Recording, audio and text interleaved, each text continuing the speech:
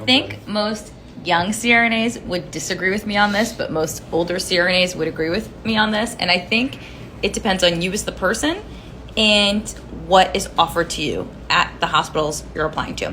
So I think most young people would say like, oh, just go to straight to ICU. It's going to be fine. Don't waste time there in the PCU. Like the quicker you get into CRNA school, the better. But honestly, I went straight to the ICU and I never worked as a CNA in an ICU. I never had an externship. I never had a preceptorship. And I feel like I drowned for a year straight and was incredibly anxious. And I would have personally really benefited from a PCU. I was also pulled off of orientation early. I was supposed to have 16 weeks. I had 12.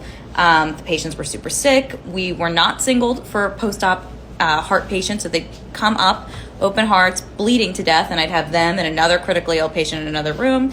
And it sucked.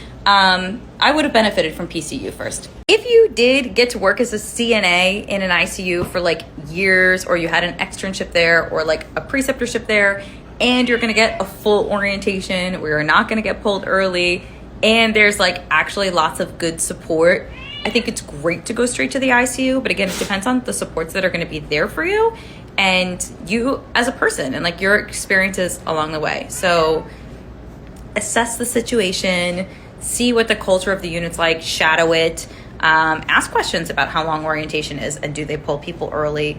Be upfront about those things. And if you need a year of PCU first, that's fine. There's no rush to get to CRNA school. There's no like finish line there. Grad school is going to always be there. And the experience you get in the PCU is still going to be very valuable for CRNA school.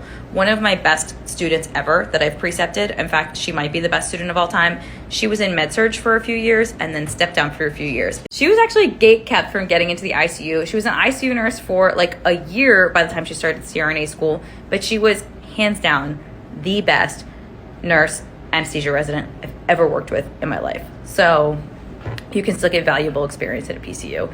And don't let people just like rush you or tell you what's best for you. Only you know yourself and you know the resources that are available to you.